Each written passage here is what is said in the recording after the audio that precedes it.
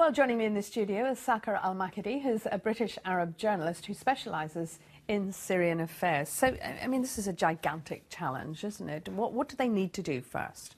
It's incredibly difficult. I mean, I think the West has got to look very carefully at who its friends in the region are. Countries like Saudi Arabia and Qatar have, for far too long, meddled in the affairs of Syria and Iraq. They, in a way, share part of the blame for the emergence of the Islamic State because they were the ones who were turning a blind eye to the emergence of more moderate Islamist groups who were funding them, sending weapons to them, and possibly fighters. And when those groups morphed into ISIS, those Gulf states, those Sunni Gulf states, were so obsessed by Bashar al-Assad and Iran that they ignored the growing threat from ISIS and are now panicking and trying to take action when it's far too late. Just explain the crucial role, though, that Arab states can play in whatever is coming next, because we haven't got the details yet. I think tactically, on the ground, they're going to do very little. I mean, militarily, these are air forces with very little experience. They're often staffed by foreigners, very, very little battle-trained experience. So they're not going to make much of a difference on the ground. I think what these states should do and what they're able to do is act in a symbolic way, to take a stand against the growth of Islamist militias and not to put up with them at any price. What about boots on the ground, though? Who would they be?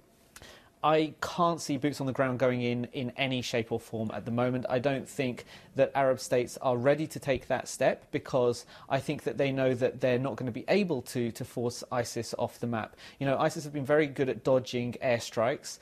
They've beaten the Peshmerga, one of the Kurdish militia forces, which are one of the fiercest in the region.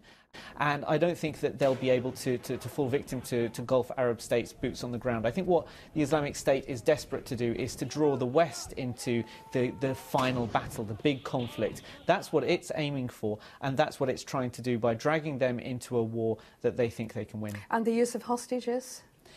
You know, ISIS has been incredibly effective at using hostages and using brutal beheadings as a way of gaining supporters and gaining funding and earning propaganda. You know, the media operation is almost as slick as the military one, and it's been very effective at doing that. And I think that media organisations, that broadcasters and publications have a responsibility and a duty not to push that propaganda, and I think we're only waking up to that now. And even the language, Islamic State, when most Muslims will say there's nothing Islamic about this. Well, that's exactly the dilemma that publishers have. You know, the New York Times has finally decided to switch from ISIS to the Islamic State later this week.